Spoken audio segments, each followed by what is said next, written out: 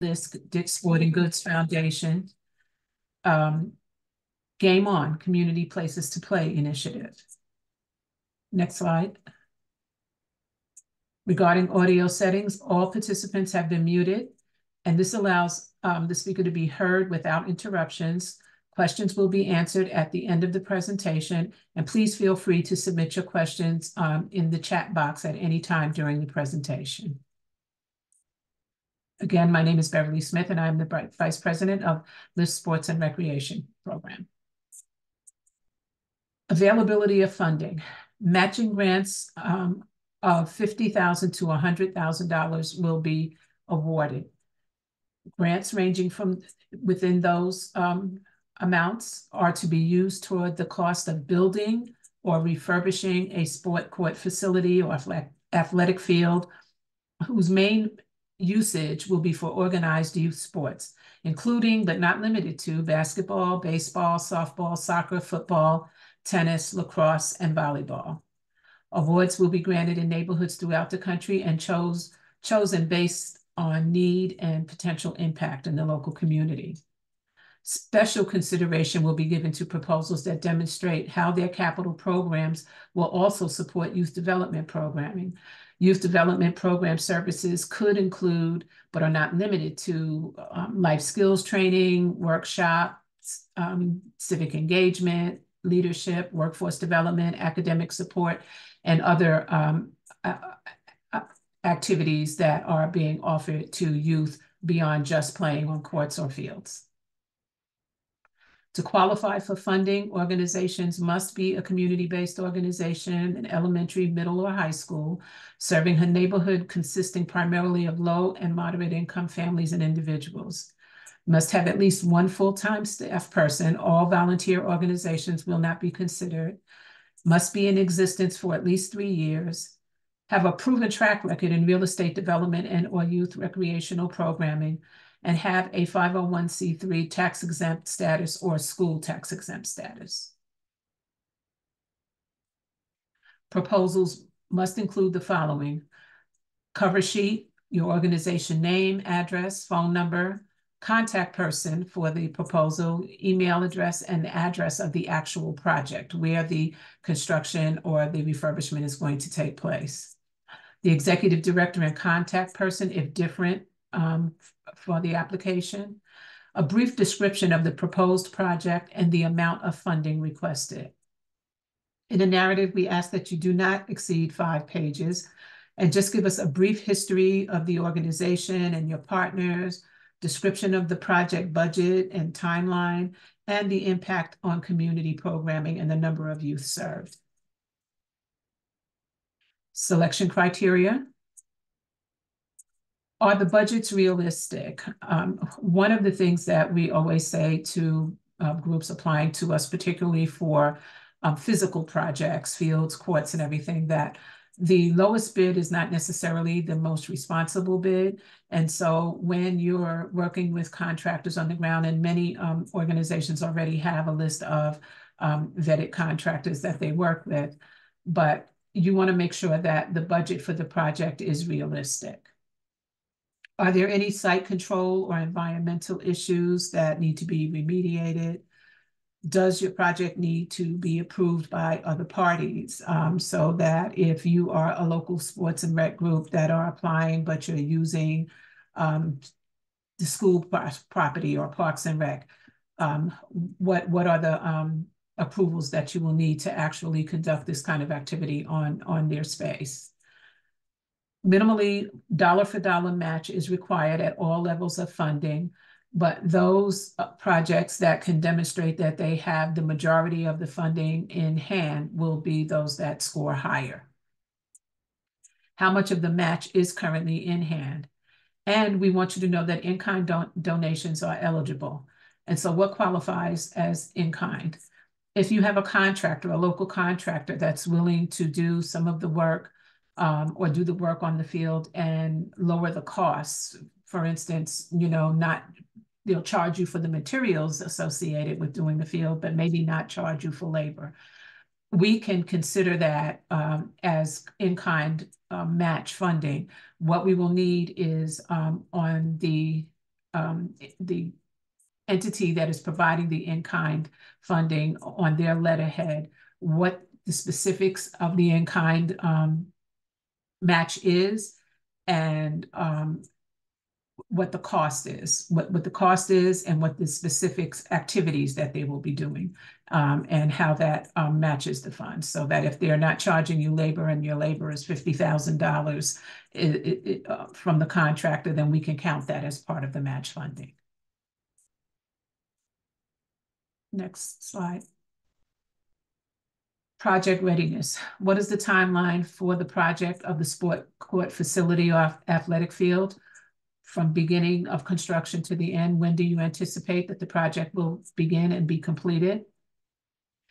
Can the project be completed within 12 months from the funding date?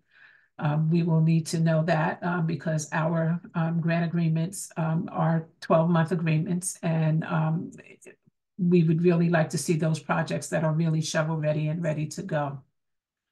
Does the project interfere with existing programming, so that if there is a change in the timeline or the project readiness because you have programming scheduled on a specific court or field that's already in existence, then we would ask that you would include that in your proposal. Management capacity. Does your organization have the necessary resources to complete the project effectively and efficiently? Who will manage the project from your end, and how many full-time staff do you have, and what is their experience in terms of actually completing the construction? Do you have facilities managers that are going to oversee the project? We would like to know that. Neighborhood impact. Does the project meet the low to moderate income requirements? Who are the primary users of the sport court or facility or the athletic field? Will the community at large have access to the facility or the athletic field?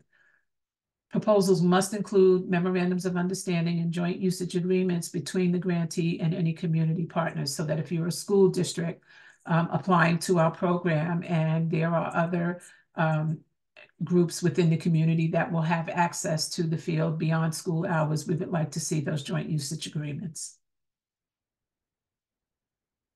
Future maintenance and safety. Who will maintain the facility once it is completed? Who will supervise the programming of the sport court facility or athletic field? We will need to know that. And is there a funding stream in place to support ongoing maintenance once the project is completed? Are there any potential safety issues such as lighting or controlled access to the facility, and how is that being addressed? Recreational programming. Is there existing programming on the sport court or the athletic field? Are there joint usage agreements already in place for multiple leagues and multiple users? And who is providing the programming? Are there existing funding streams to continue programming? And how many youth and adults currently participate in your programs? Partnership building is important when it comes to these types of programs. And so there are the funding partners and there are program partners. So if you have funding partners who are contributing to the match funding, that would be helpful for us to know. And then who are your program partners who are working with you to facilitate the programming that actually happens in the facilities? That can be government agencies, local elected officials, community-based organizations, or even local business leaders. Regarding organizational attachments, we will need your two most recent audited financial statements, preferably annual statements for 2021 and 2022. Your most recent IRS 990 form, preferably 2022. We realize that a lot of people are delayed in the 2023 filings. Your current list of organizations, board of directors and their contact information, and the current list of youth sports organizations and activities that are utilizing the sport court facility and athletic field. Your most recent IRS W-9 form and your IRS 501c3 tax exemption determination letter. In terms of project attachments, project budget for the renovations and the construction of the actual sports space, financing commitment letters from match funding sources, financial commitment letters and detailed maintenance plan from organizations responsible for the actual field maintenance. And that should be a separate budget aside, and a plan aside from the actual cost of renovating the space. Any landscaping or design plans that you have for the space, any environmental reports if necessary, if there are any environmental issues, agreements and budgets for recreational programming for youth basketball, soccer, tennis, and letters of support from the community organizations and court users that will actually have access to the facility. And contact information for youth organizations and local school sports programs who are also scheduled to utilize the facility. The timeline for the proposals are due to us by September 5th, 2024 at 11:59 p.m. Eastern Standard Time. Please read the complete RFP before submitting your proposal and email your submissions to sportsandrec@lisc.org. Please send the proposal as a PDF attachment and include all required documents as per the RFP. And we ask that you do not send the proposal in the body of the email. And please title the attachment to the email with your organization and project name. If you have any additional questions, you can email us. This is the LISC Sports and Rec team. As I said, I'm Beverly Smith. I'm Vice President. Crystal Hunter is our Senior Program Officer. Keon Furness is our Program Officer. Onito Luis is our Program Officer as well. And Mark Conyers is our Administrative Assistant. And you can email any of us, but we ask for your general inquiries that you please submit your questions to our sportsandrec@lisc.org email. And with that, we hope that you placed your questions in the chat. We will answer a few questions. So if Crystal, you can just begin with the question. So there's some questions, similar questions around if the presentation will be made available after the webinar. Yes, the presentation and the recording will be made available to everyone after the webinar. Are local governments eligible to apply, or can they partner with a 501c nonprofit for a proposed project? They should partner with a 501c3 proposed project. And there should be a memorandum of understanding included in the application that specifies the specific roles of the partnership. Another one is regarding organization's income. What if your organization's income is too small to require a full audit? To require a full audit? We would need to send us your budget. We will look at it, but we are looking at those organizations that are pretty established and have financials that we can review. Our organization is not required to submit a 990. Does this disqualify us from submission?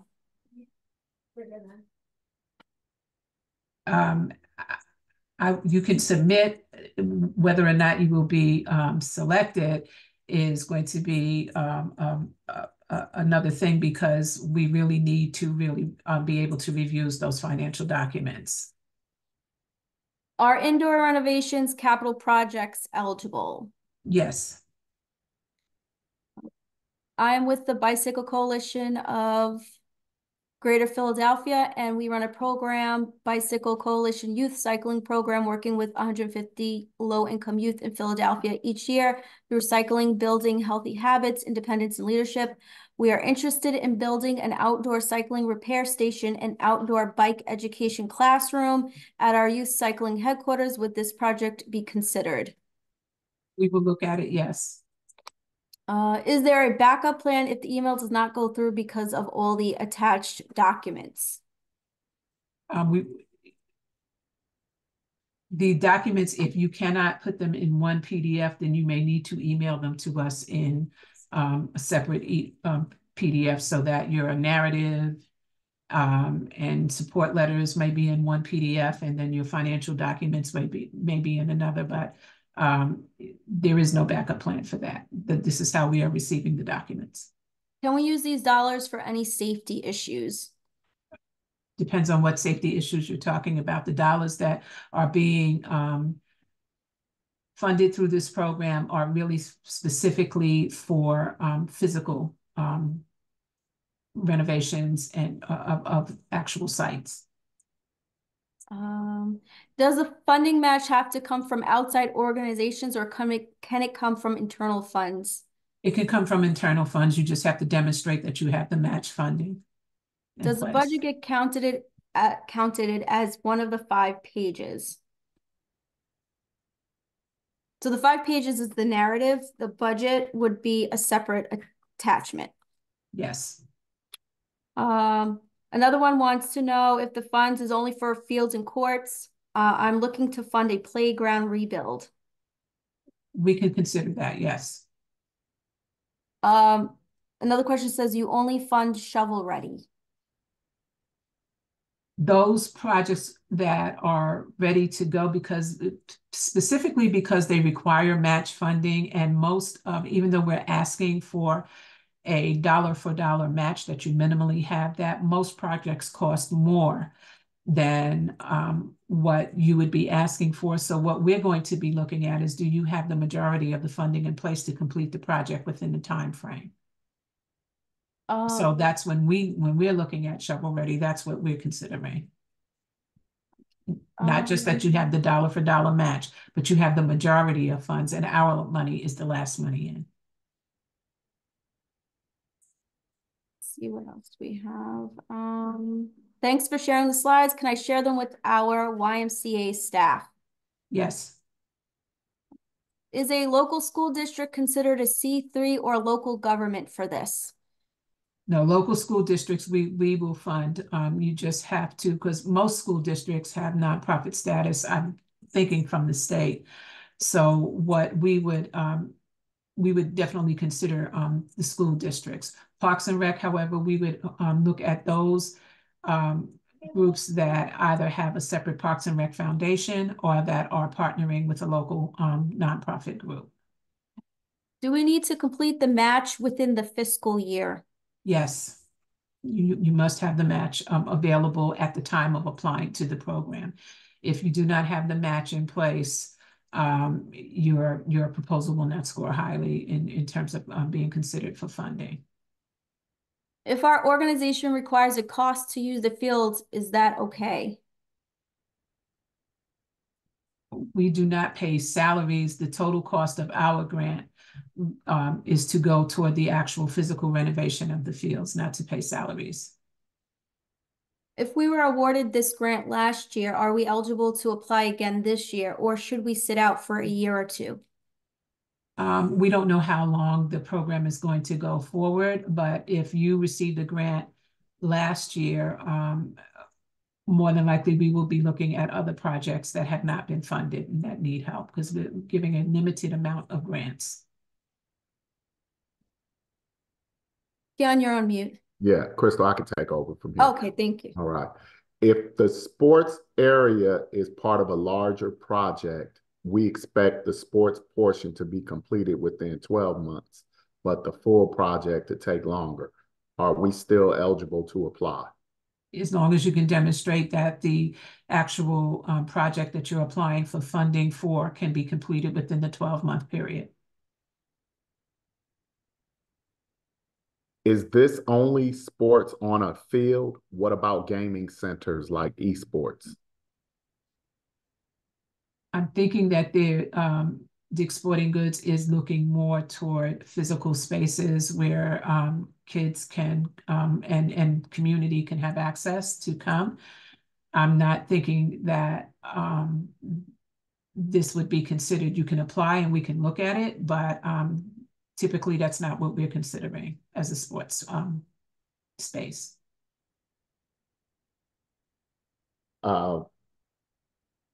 This attendee says, thank you for this important work. Can you share a little bit about how rural communities are considered in your evaluation of proposals, given the limited capacity that rural communities and organizations face in pursuing funding for initiatives like this? We would have to look at that on an application by application basis to see what the resources that you have access to and what you're applying to. There is no specific evaluation that we do for rural versus urban areas.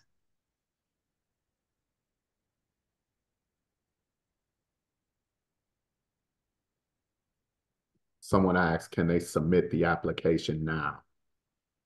Yes, you have till September 5th Okay. to submit the application. Are there expected recognition opportunities to be offered to LISC or DICS by awardees? I think that would be on a case-by-case basis, and Dick's Sporting Goods would certainly want to be in attendance if there's a ribbon cutting or groundbreaking or something. But that would be on a case-by-case basis. This one says, do we need to have specific contractors already identified? Well, yeah, but how are you going to get the quote? We're going to need to see the quotes. And so we would assume that you have procured specific contractors within your area, your geographic area that you work with. So yes, we would need to see. We're not telling you who, but you would have to vet the contractors and get quotes from them to submit along with your application. Okay. Real quick, I have to reiterate, I see some hands raised. We won't be recognizing the hands raised. We're going to be recognizing the questions put in the Q&A. So please, if you have a question, put it in the Q&A. Next question is, by organized youth sports, does this mean teams, or do after-school rec and out-of-school camps count? After school rec and camps count as well. Okay. Is there a required number of hours of programming offered in order to be eligible? No, but we would like to know what the what the programming that you're offering entails. Okay. Our facility itself is not located in a low or moderate income area, but we serve low, moderate income children and families from marginalized communities. Are we eligible? Well, if you're not in a low to moderate income community, how are you serving the marginalized youth and families? That would be something that we would ask you to outline in your application, and we will look at it. Okay. This one says, roughly how many applicants do you anticipate awarded? Anywhere from 15 to 20.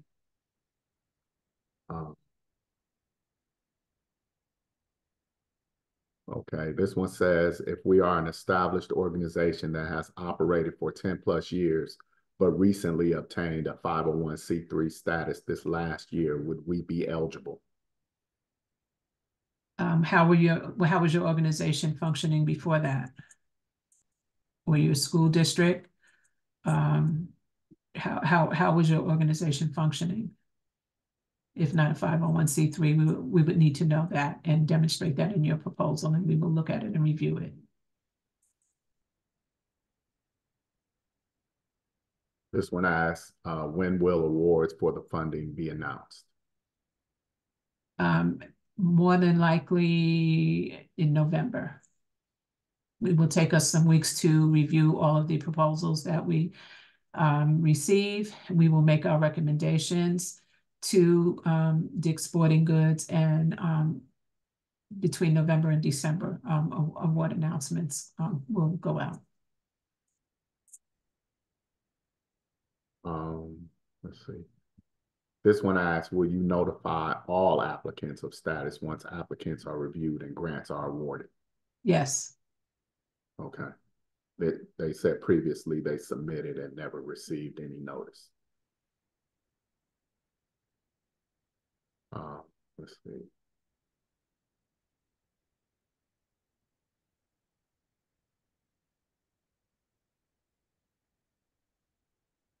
This one says that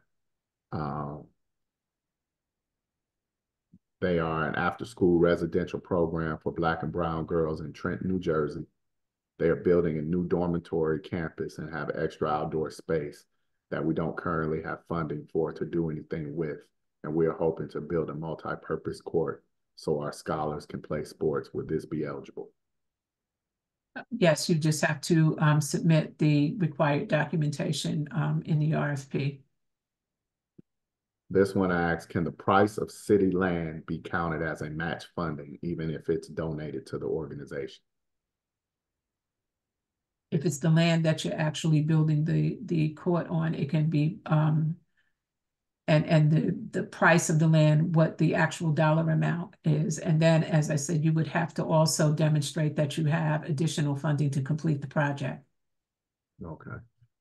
Is there an age requirement for those who use facilities? We offer preschool programming, but elementary age and higher use our facilities, but not as frequently during the academic year. Okay, we say between 6 to 24 years old, where is how we identify youth. Can these funds be used for outdoor performance spaces? Not sure what you mean by outdoor performance spaces. We are looking at recreational spaces for youth and for community, so not really clear about what you mean with an outdoor performance space.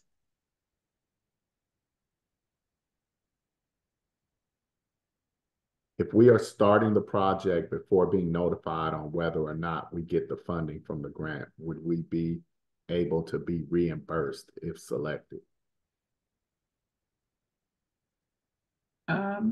We can consider that. We'll look at that. But if you have the funding up front to complete the project, I can honestly say that your proposal may not score as highly as others who are in greater need and don't have the money and actually need it.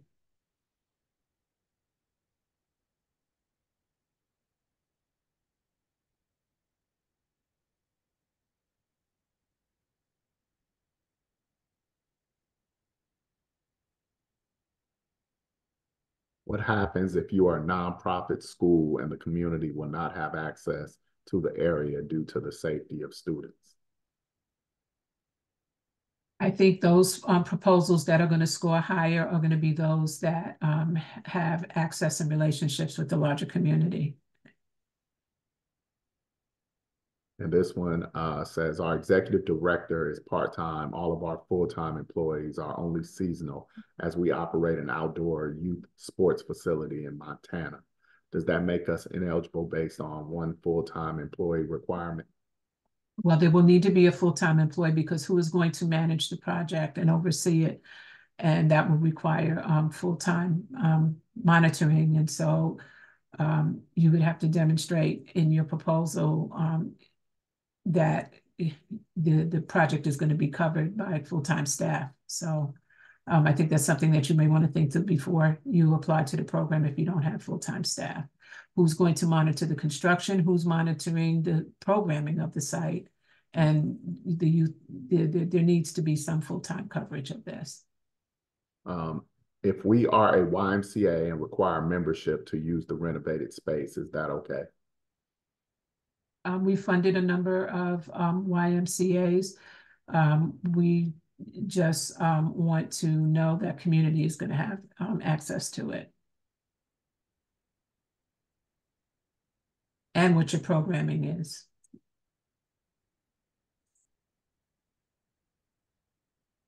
This one asks, could we loop this in with violence prevention? I'm not understanding how you intend to loop that in. If there is a violence prevention portion of the programming or something that you're doing on the site, then you need to include that in your proposal, and we will look at it, but not really sure what that means. This question is, how is proximity to Dick's Sporting Goods locations factored into your decision?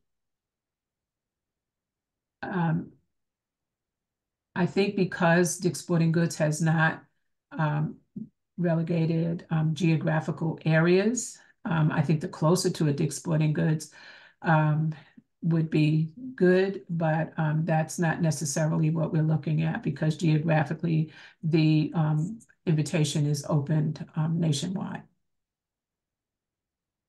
Um,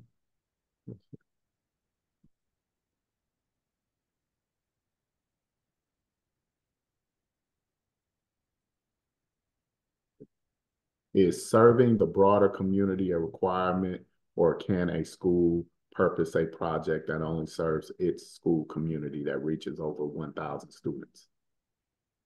Those proposals that score higher will demonstrate that the larger community has access. Can a 501c3 nonprofit organization partner with a for-profit entity on this project? And can the funding be applied towards upgrading and renovating the for-profit entity's facility? Who is going to get use of it? We would need to know who's actually going to use the facility, and what is, other than using the nonprofit to apply, we would want to know who in the community is going to actually, and what groups in the community are going to actually have use to the facility.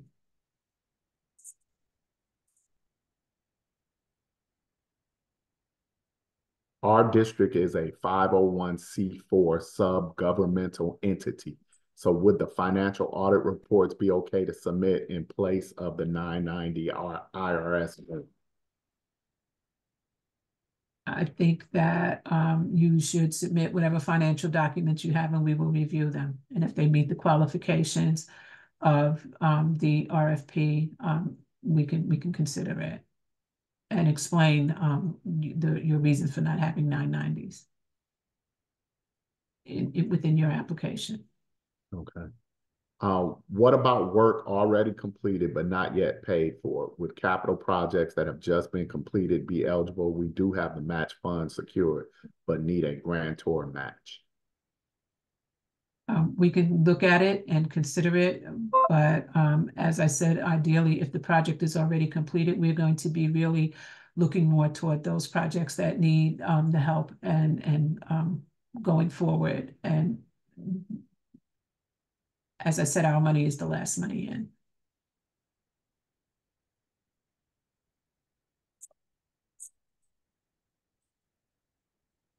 And just so everyone knows, we get a huge number of proposals every year for this. And so it is really a competitive process. And those projects that score higher are those that, as I said earlier, have the match funding in place and actually have more than the match funding, have enough funds to really complete the project within the 12-month period, are serving communities and the larger community, not just students in the school or anything, and that there are relationships on the ground with nonprofit and locally based youth groups that will use the facilities. And those that can demonstrate those partnerships. If this is a case where you've already completed a project, no, we're not trying to come back in and, help you to recoup funds on a project that's already been completed. We are looking at those groups that need the extra help. I think we covered just about everything. We're going to publish a frequently asked questions slide in this PowerPoint deck, plus the recording.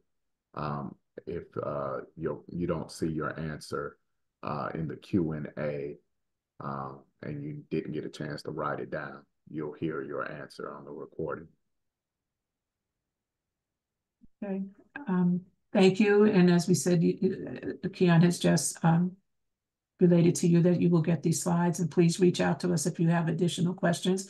We look forward to seeing your proposals. And just want to thank all of you who are doing amazing work in community around sports and for youth. We look forward to hearing from you and seeing your proposals soon. Thank you.